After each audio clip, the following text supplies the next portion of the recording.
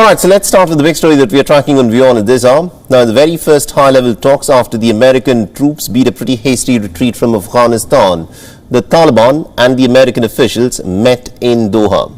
And in the meeting, the leaders discussed several issues, especially pertaining to humanitarian assistance to Afghanistan, about containing extremist groups operating in the country, especially the Islamic State, and also easing the evacuation process for foreign nationals and also for Afghan citizens who had worked for the American and other NATO allies.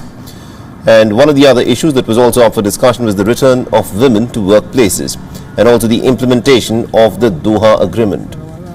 Taliban spokesperson Suhail Shaheen has said that the two-day talks will also revisit the peace agreement that the Taliban signed with the Americans on the 29th of February back in 2020. This agreement was the one that paved the way for the American exit from its longest war in its history.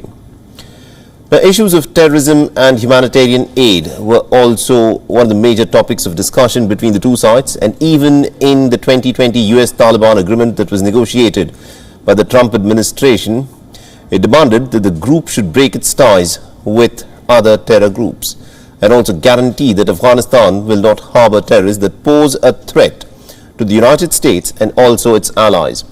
Ever since capturing Kabul in the middle of August, Taliban on multiple occasions has said that it will not allow anyone to use Afghan soil for any act of terrorism against any foreign nation. Answering questions about the high-stakes meeting, Taliban's Foreign Minister Maulvi Amir Khan Muttaqi has said that they've asked the American officials to respect the sovereignty of Afghanistan and also reiterated that they do not want anyone to interfere in Afghanistan's internal affairs. The Taliban, meanwhile, has also warned the United States to not try and destabilize the Taliban government during their very first face-to-face talks. And during a statement to the Afghan state news agency, Taliban's foreign minister Muttaqi said that trying to destabilize the government in Afghanistan is good for no one, and the United States must refrain from resorting to such unnecessary actions. The Taliban leader also asked the United States to lift the ban on the Afghan central bank reserves. Remember that Afghanistan is currently witnessing a grueling financial and a humanitarian crisis, one that intensified after the Taliban's takeover. A spokesperson of the US State Department said on Friday that the talks were not about recognizing or legitimizing Taliban as Afghanistan's legal ruling body, but are a continuation of pragmatic talks on issues of national interest for the Americans. The Taliban representatives and also the high-level US delegation will again be meeting later today to continue with their diplomatic meeting. Taliban's delegation will later meet representatives from the European Union to initiate negotiation talks and also to discuss issues crucial to both parties. Alright, now to get us more updates in terms of what is of course expected from this meeting, we are joined in by our correspondent Anas Malik, who is joining us live from Kabul.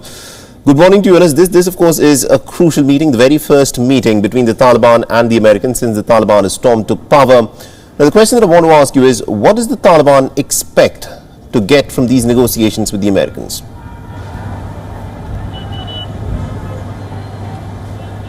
Absolutely, Salah, you rightly mentioned a crucial meeting at the high tables of diplomacy. A group that was referred as a terror group just 2 months back is now negotiating with one of the superpowers in this world, and they are sitting across. They want to sit across on their own demands.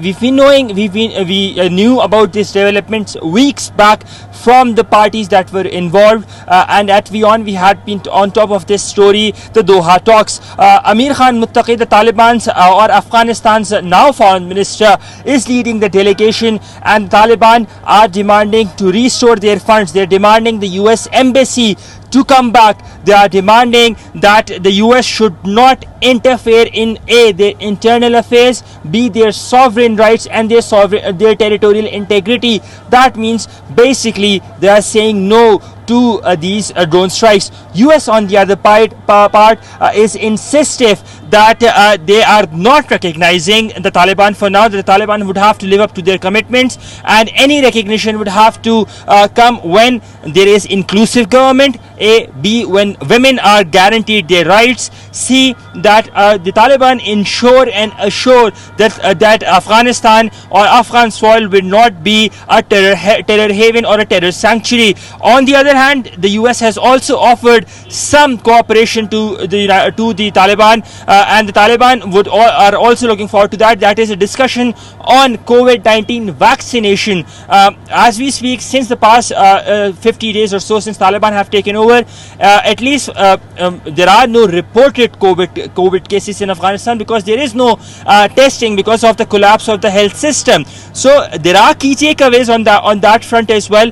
But as we speak, there is rigidness on both sides. The Taliban want to talk to the United States as from the position of power, given that they claim that the United States is a defeated army. The US wants to talk to the Taliban from their position of power, because they say that they're a superpower. So interesting key takeaways on that. The talks continue. Yesterday they lasted for about 4.5 hours, and today the second session of these talks, which has officials from the State Department, from USAID and the US intelligence circle, and on the other hand again they have officials from the foreign ministry in Afghanistan, or Taliban's foreign ministry. They have officials, those who are looking after the aid distribution bit, and the intelligence side, all who are part of this delegation. Saleh?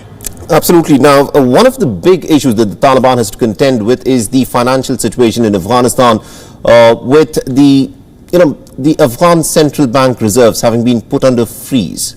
This is something that the Taliban would be very interested to speak to the Americans to try and somehow access those funds. How willing would the Americans be to actually let the Taliban access the reserves of the Afghan central bank?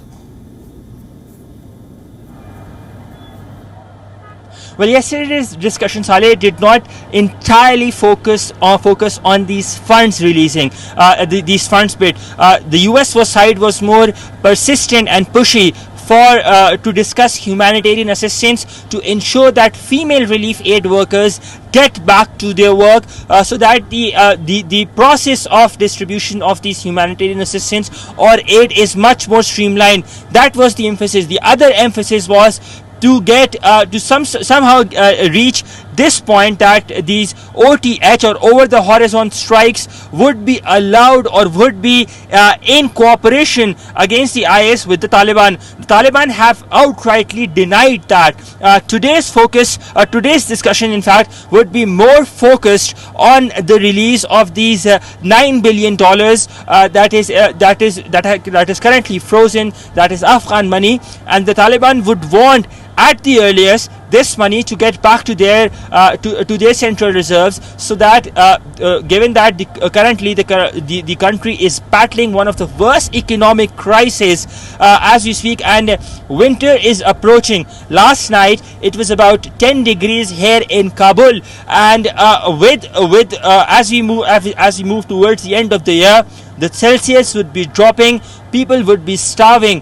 There are reports from Watchdogs World Food Program says that 93% people in Afghanistan basically sleep hungry. 5.5 million people, it is said, they cannot afford 2 meals a day. So and with the Taliban takeover, with these funds or these sources being clogged, it is becoming increasingly difficult day by day, be that be on the part of operating hospitals and ensuring children, newborns are nourished to the point that they can survive. We've seen malnutrition being one of the bigger problems. We've seen salary disbursement being the other problem. It's been over 5 months or 6 months in some cases where doctors and health workers have not been paid. So lots of looming issues. The Taliban would want them to be sorted, but as I understand, as what I've picked up from sources in Doha and here in Kabul, they say that this is one of the many discussions to come.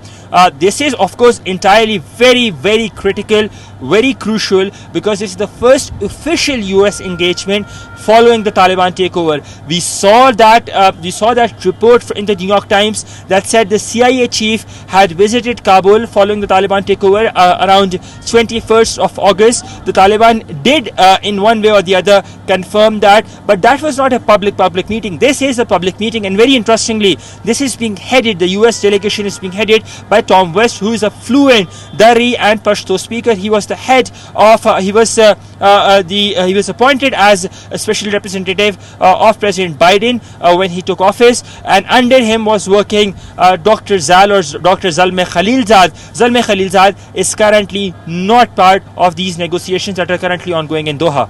All right, we'll have to leave there. Thank you very much indeed, Anas Malik, for joining us and getting us all those updates. This, of course, is a crucial meeting that the Taliban and the Americans are having, the very first one since the Taliban managed to storm back to power on the 15th of August. We'll, of course, get more details as they emerge, but for the time being, let's now shift our attention. WION is now available in your country. Download the app now and get all the news on the move.